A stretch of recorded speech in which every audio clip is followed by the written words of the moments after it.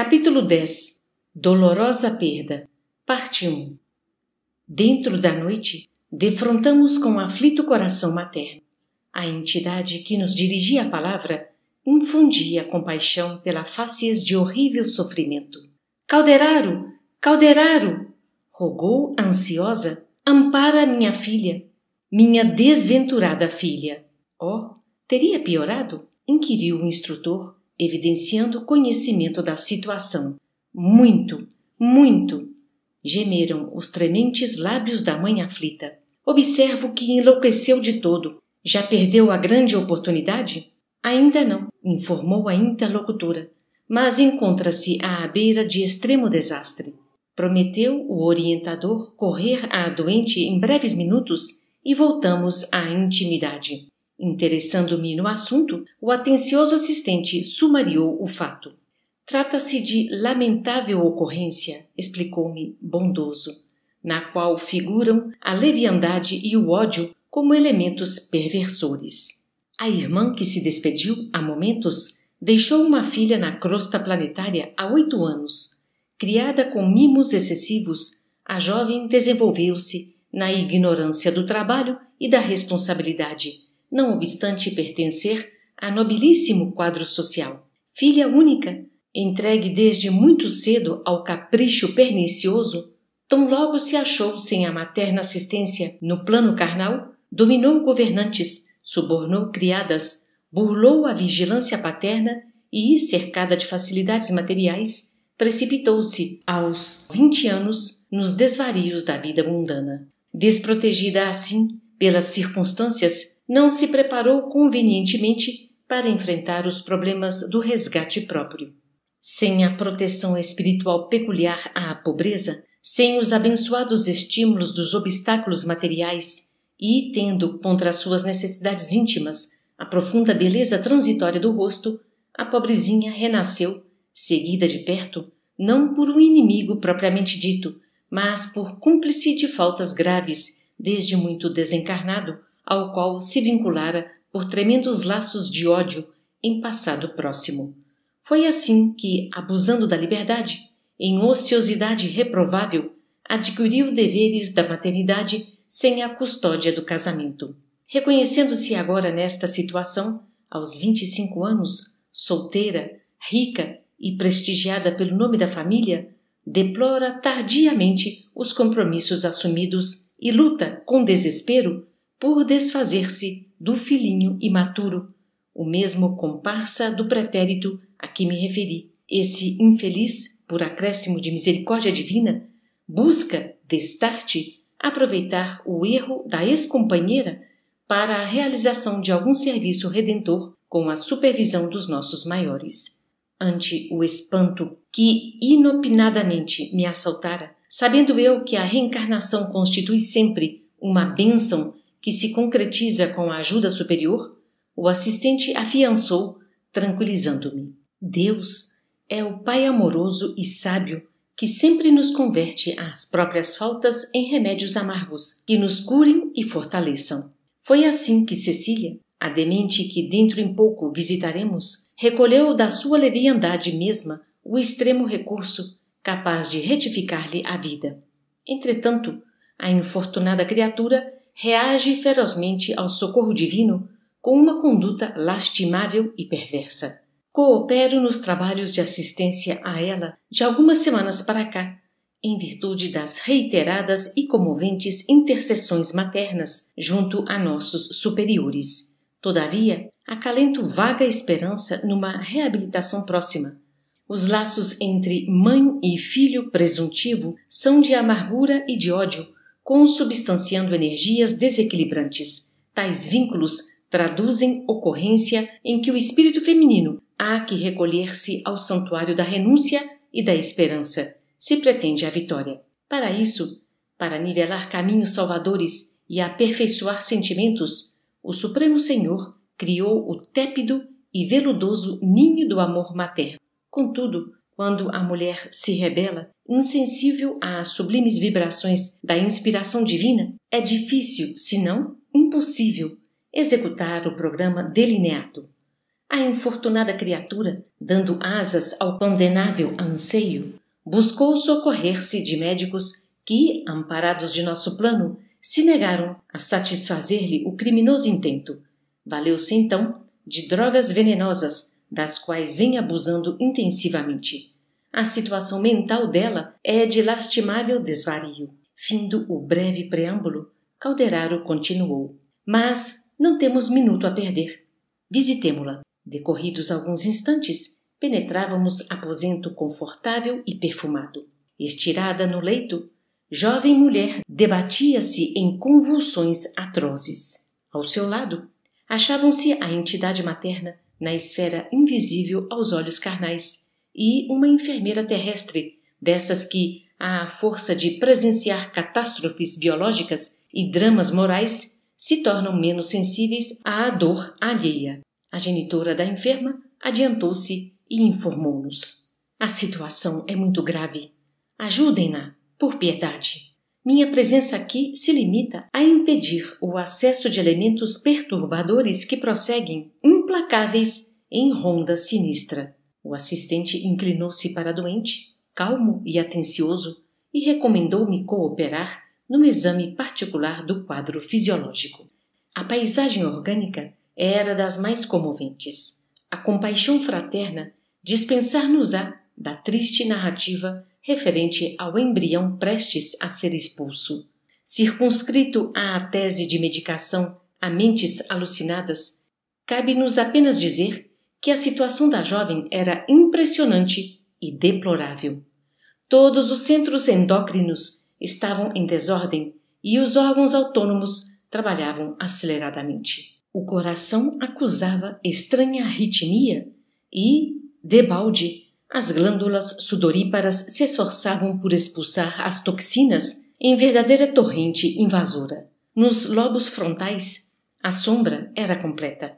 No córtex encefálico, a perturbação era manifesta. Somente nos gânglios basais havia suprema concentração de energias mentais, fazendo-me perceber que a infeliz criatura se recolhera no campo mais baixo do ser, dominada pelos impulsos desintegradores dos próprios sentimentos transviados e incultos.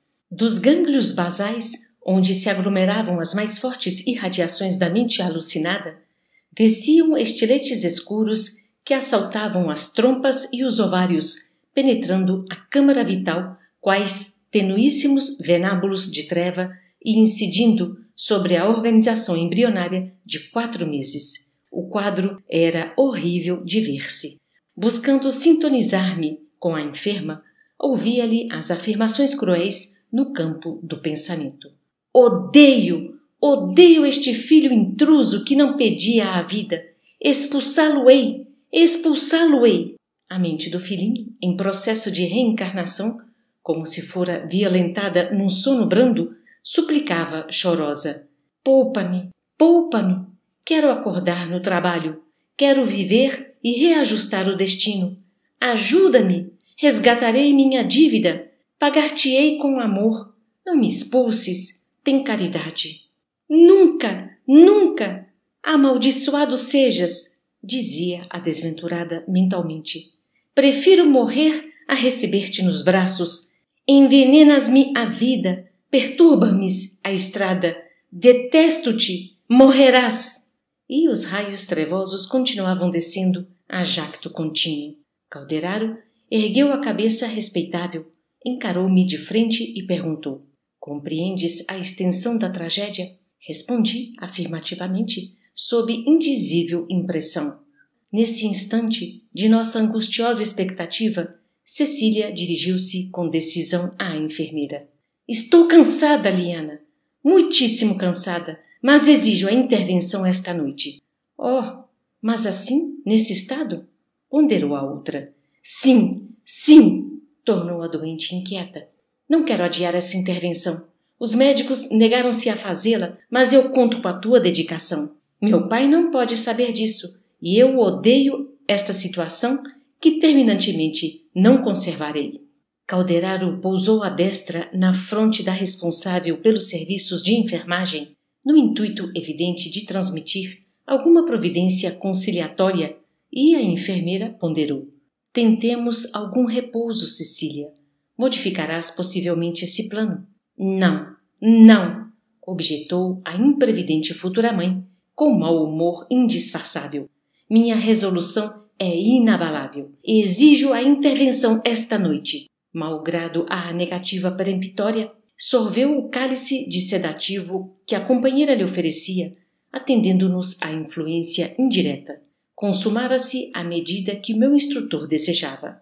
Parcialmente desligada do corpo físico, em compulsória modorra, pela atuação calmante do remédio, Calderaro aplicou-lhe fluidos magnéticos sobre o disco fotossensível do aparelho visual, e Cecília passou a ver-nos, embora imperfeitamente, detendo-se admirada na contemplação da genitora. Reparei, contudo, que se a mãezinha exuberava copioso pranto de comoção, a filha se mantinha impassível, não obstante o assombro que se lhe estampara no olhar. A matrona, desencarnada, avançou, abraçou-se a ela e pediu, ansiosa: Filha querida, venho a ti para que te não abalances a sinistra aventura que planejas. Reconsidera a atitude mental e harmoniza-te com a vida. Recebe minhas lágrimas como apelo do coração. Por piedade, ouve-me. Não te precipites nas trevas quando a mão divina te abre as portas da luz. Nunca é tarde para recomeçar, Cecília, e Deus, em seu infinito devotamento, transforma as nossas faltas em redes de salvação. A mente desvairada da ouvinte recordou as convenções sociais de modo vago, como se vivera um minuto de pesadelo indefinível. A palavra materna, porém, continuou: socorre-te da consciência antes de tudo. O preconceito é respeitável. A sociedade tem os seus princípios justos. Entretanto, por vezes, filhinha, surge um momento na esfera do destino e da dor em que devemos permanecer com Deus exclusivamente. Não abandones a coragem, a fé, o desassombro. A maternidade iluminada pelo amor e pelo sacrifício é feliz em qualquer parte, ainda mesmo quando o mundo, ignorando a causa de nossas quedas, nos nega recursos à reabilitação, relegando-nos à reincidência e ao desamparo. Por agora, defrontarás com a tormenta de lágrimas. O temporal da incompreensão e da intolerância vergastará teu rosto. Contudo, a bonança voltará. O caminho é empedrado e árido. Os espinhos dilaceram, mas terás de encontro ao coração um filhinho amoroso indicando-te o futuro. Em verdade, Cecília, deverias erguer teu ninho de felicidade na árvore do equilíbrio, glorificando em paz a realização de cada dia e a bênção de cada noite. Entretanto, não pudeste esperar. Cedeste aos golpes infrenes da paixão. Abandonaste o ideal aos primeiros impulsos do desejo. Ao invés de construir na tranquilidade e na confiança, em bases seguras, elegeste o caminho perigoso da precipitação. Agora é imprescindível evitar o despenhadeiro fatal, contornar a voragem traiçoeira, agarrando-te aos salva-vidas do supremo dever. Volta, pois, minha filha, à serenidade do princípio e resigna-te ante o novo aspecto que imprimiste ao próprio roteiro, aceitando o ministério da maternidade dolorosa com o sacrifício de encantadoras aspirações. No silêncio e na obscuridade da proscrição social, muitas vezes logramos a felicidade de conhecer-nos. O desprezo público se precipita os mais fracos no esquecimento de si mesmos. Ergue os fortes para Deus, sustentando-os no trilho anônimo das obrigações humildes até à montanha da redenção. É provável que teu pai te amaldiçoe, que os nossos entes mais caros na terra te menoscabem e tentem aviltar. No entanto, que martírio não enobrecerá o espírito disposto ao resgate dos seus débitos, com dedicação ao bem e serenidade na dor? Não será melhor a coroa de espinhos na fronte do que o monte de brasas na consciência? O mal pode perder-nos e transviar-nos. O bem retifica sempre. Além disto, se é certo que o padecimento da vergonha açoitará tua sensibilidade, a glória da maternidade resplenderá em teu caminho. Tuas lágrimas orvalharão uma flor querida e sublime, que será o teu filho, carne de tua carne, ser de teu ser, que não fará no mundo a mulher que sabe renunciar.